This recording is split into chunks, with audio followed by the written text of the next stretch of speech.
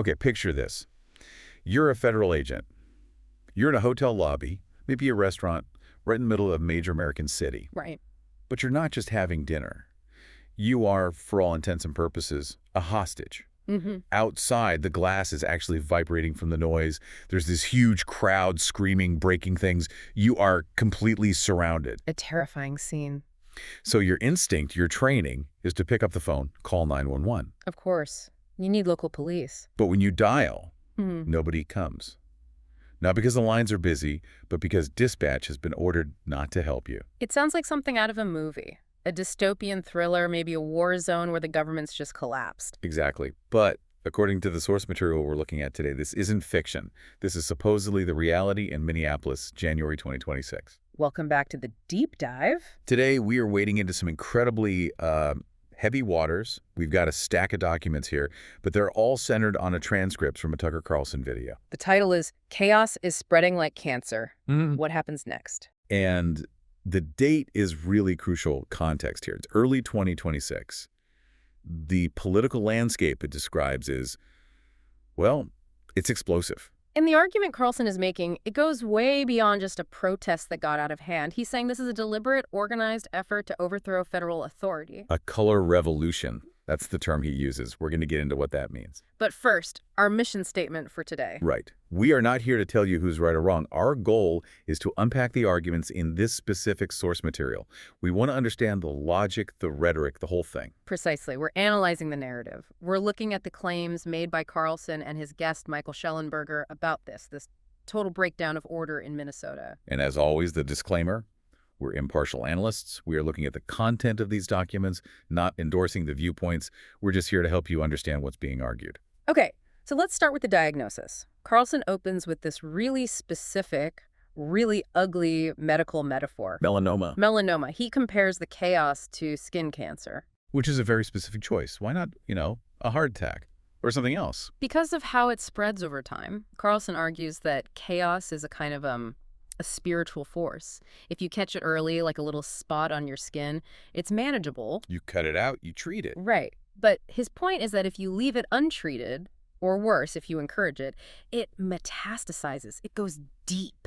And then it becomes fatal to the host. And the host, in this case, is the country itself. Exactly. And he grounds this whole metaphor in that incident we described at the top. The ICE agents, immigration officers, trapped in a hotel. But the key detail isn't just the danger they're in. No. It's the institutional abandonment. That local police were ordered to refuse their 911 calls. That's the metastasis he's talking about. Right. A riot is one thing. Citizens get angry, property is damaged. But it's another thing entirely when the institutions meant to stop the riot just stand down on orders. That's the moment the cancer spreads to the organs, to use his metaphor. Yeah. And this didn't happen in a vacuum. The source mentions the recent deaths of two individuals, Alex Preddy and Renee Good, during confrontations with ICE. And those deaths seem to be the spark. They're the inciting incident. But this is where the story takes a very sharp turn. According to the source, the Trump administration, which is in power in this 2026 timeline, reaches out privately to Minnesota officials. Governor Tim Walz, Mayor Jacob Free, that whole team. And they offer them a deal. And when I first read the terms, it seemed, well, surprisingly normal. Like this should just be standard operating procedure. It was a 4-point deal. Let's break it down because the simplicity is what makes the refusal so wild. Okay. Point 1. The state has to agree that local police will answer 911 calls from federal agents. By basic emergency services, Yeah. an incredibly low bar. If we call, pick up. Exactly. Point 2. Protect agents when they're off duty so they're not getting hunted at their homes. Point 3. Jails have to cooperate with federal requests. So if the feds ask where a violent criminal is, Carlson specifically mentions rapists and child molesters, the jail has to tell them. And point 4 was the carrot, the incentive to do all this. That's the exchange. The feds said, if you do these 3 basic things, we will pull back. We'll withdraw the heavy federal presence and let you, the locals, handle crowd control. So the offer was pretty much, help us not get killed, cooperate on the worst criminals, and we will get out of your hair. That's a good summary. But, and this is the twist, Carlson claims the Minnesota officials said no. They refused the deal, and that refusal is the absolute linchpin of his entire argument. Because you have to ask yourself, why? Why would a state refuse to protect federal agents? It seems completely counterintuitive. And Carlson's answer is pretty dark. He says it's because they want riots. Which brings us to this idea of the color revolution. Okay, can we define that? I feel like that term gets thrown around a lot, but maybe not everyone knows what it really implies. Sure. So a color revolution is a term that usually comes from foreign policy.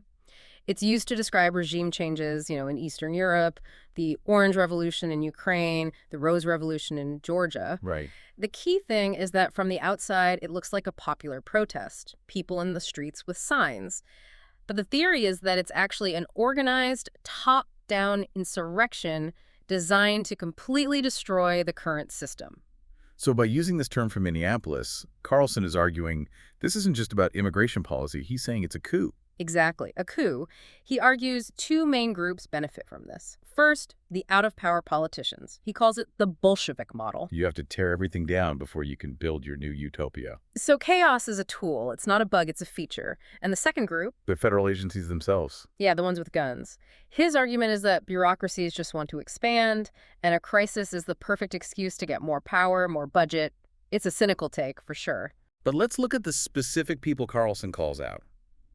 Because the rhetoric he quotes from these Minnesota officials, it's not just, we disagree, it is incredibly intense. Oh, it is. He focuses hard on Governor Tim Walz. The transcript says Walz compares the administration's actions to the Nazis hunting Anne Frank. Wow. That is about as heavy a comparison as you can make. He's talking about children hiding in their houses. Right. And think about the effect of that language. Carlson argues a governor doesn't say that to calm things down. He's telling his people the federal government is a death squad. So resisting them isn't just an option. It's a moral duty. That's the argument. Then you have Lieutenant Governor Peggy Flanagan quoted urging citizens to put your body on the line. And there's another detail there, a really specific one. Carlson claims she's actually coordinating with protesters on Signal. Signal, the encrypted messaging app. Right. If that's true, and it's a huge if, it completely blurs the line between an elected official and an activist organizer. Yeah. It implies the government is directing the rioters. Using them as a kind of private militia. Exactly. Then there's the mayor of Minneapolis, Jacob Frey. His was very direct.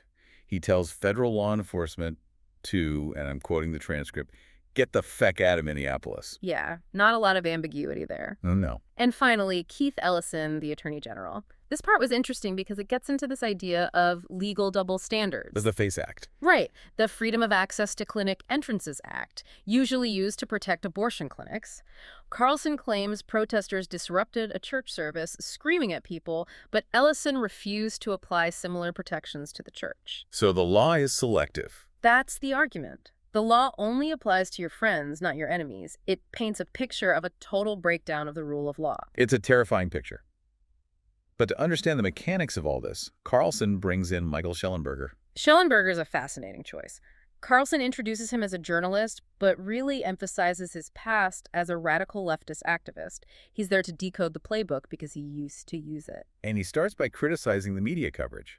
He says they strip away all the context. They only show the moment of impact, like the tragic death of Alex Preddy. But they ignore what led up to it. He calls it the myth of the innocent victim. He's not saying the death isn't tragic. He's saying the media ignores the organized provocation that forced the reaction. He even talks about a manual the activists are using. This was wild to me. They're making fake 911 calls. It's tactical, making fake calls about kidnappings on the other side of town to divert police resources. That's not just anger, that's a military-style diversion. And he says they're tracking license plates, using rental car data to find agents. His whole point is that this is not a spontaneous protest, this is an intelligence operation. He makes a really crucial distinction here between civil disobedience and what he says is happening in Minneapolis. Yes, this is key. He contrasts the nonviolence of, say, Thoreau or Gandhi or MLK with what he calls guerrilla warfare tactics like Castro or Che Guevara. Okay, let's unpack that. What's the fundamental difference? It's all about intent. In traditional civil disobedience, you break an unjust law openly and you accept the punishment to shame the state. You sit at the lunch counter, you get arrested. Exactly. But Shellenberger says the guerrilla strategy is about intentionally provoking an overreaction.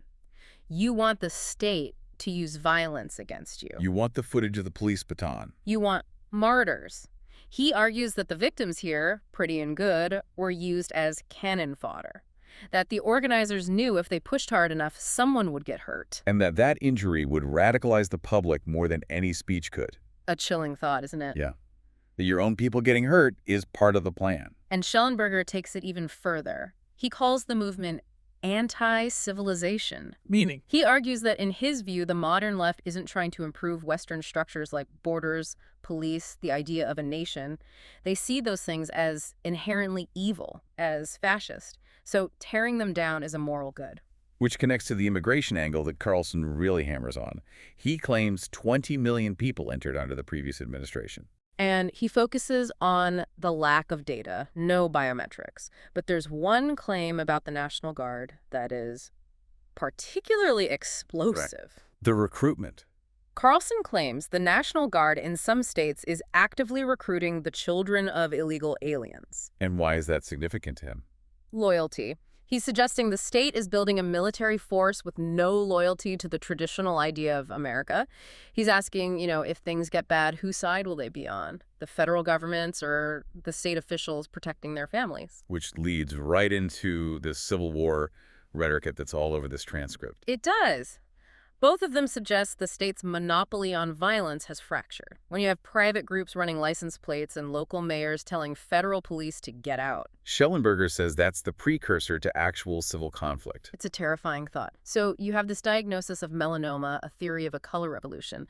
The big question is, how does it end? The source outlines 3 possible paths for the administration. And none of them are good. Yep. It's a menu of bad choices. Definitely. So option 1 is the nuclear option, so to speak. Invoking the Insurrection Act, deploying active-duty military on U.S. soil. He specifically mentions the 101st Airborne. Combat troops on American streets. The risk there is obvious. High casualties.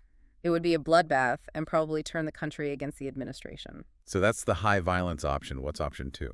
Targeted legal action. Instead of fighting the protesters, you arrest the leadership. So you arrest the governor, the mayor. The whole group. For conspiracy or insurrection? Wow. Arresting a sitting governor. That would be historic. Unprecedented in modern times. But Carlson admits it probably wouldn't work. In a state like Minnesota, good luck finding a jury to convict them. Jury nullification. They just walk free and become even bigger martyrs. Exactly. It would just validate their narrative. Which brings us to option 3. The quarantine. This is the most interesting one strategically. It's basically a financial siege. The federal government cuts off all funding to Minnesota. All funding. What does that even mean in practice? Everything. Food stamps, housing vouchers, Medicaid, highway funds, the whole thing. Turns off the tap. Completely. You treat the state like a rogue autonomous zone. You say, fine, you don't want to follow federal law. You don't get federal money. That's a brutal strategy. I mean, it would hurt millions of innocent people. It would collapse the state economy overnight. But the logic is that it forces the population to turn on their own leadership. But isn't there a huge risk that you just prove their point, that the federal government is the enemy?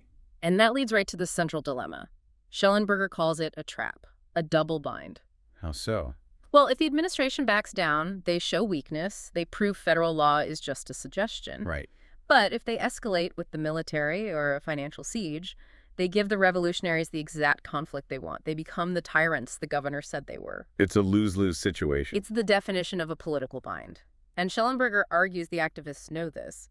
They are poking the bear, waiting for it to swipe back so they can scream, "See?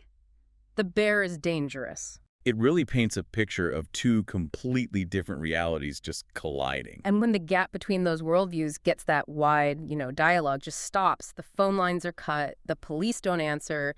The institutions that are supposed to mediate conflict just stop working. It's terrifying. You always assume that at the end of the day, we're all playing by the same rule book. This source suggests the rulebook has been thrown in the fire. That's the core warning. Carlson says chaos is dynamic. It either expands or it contracts. It never stays still. And by refusing to enforce the law, the state is creating a vacuum. And something will always fill a vacuum. According to Carlson, what fills it is violence. So what does this all mean for you listening at home? Yeah, why should someone in Florida or California care? Because if the theory in this source is correct, Minneapolis isn't just an isolated incident, it's a testing ground, a proof of concept. A proof of concept for? What? For a new way of dealing with federal power. If a state can successfully opt out of federal authority and create its own parallel power structure, then we don't really live in a single country anymore. Which leads to a final, pretty provocative thought to wrap on. We look at a map of the U.S. and we see these solid lines between states. We do, but this source makes you question how solid those lines really are. We talk about ideological polarization, arguments on Twitter. This asks you to consider physical polarization. If local officials can command their own forces against the federal government. And if citizens are more loyal to their tribe than to the nation, then are we looking at a future where the United States is less united and more like a collection of warring territories? At what point does a color revolution just become a civil war by another name? That is a sobering thought. It suggests the stability we all take for granted is maybe a lot more fragile than we think. It's a lot to process, but understanding these arguments, whether you agree or not, is the only way to make sense of the headlines we might be seeing. Absolutely. We're going to leave it there for this deep dive.